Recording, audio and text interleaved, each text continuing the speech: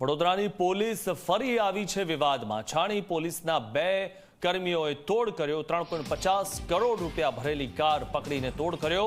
3.50 કરોડ રોકડમાંથી 50 લાખ રૂપિયા કાઢી લીધા।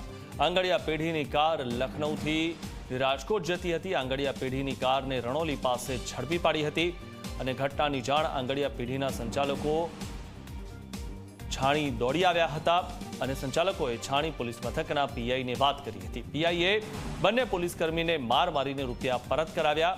હેડ કોન્સ્ટેબલ રમેશ મોરવાડિયાની બદલી કરાઈ। એલઆરડી શ્રવણસિંહ વાઘેલાની પણ બદલી કરવામાં આવી।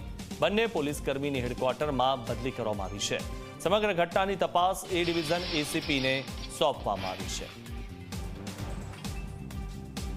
છાણી પોલીસ સ્ટેશનની હદમાં ગઈ 10/9/2025 રોજ એક આંગડિયા પેઢી કેશ 3.5 કરોડ જેટલી માતબર રકમ લઈ લખનૌથી રાજકોટ જઈ રહેલ જે દરમિયાન છાણી પોલીસ સ્ટેશનના 2 પોલીસ કર્મચારી હાઈવે રોડ પર પેટ્રોલિંગમાં હતા।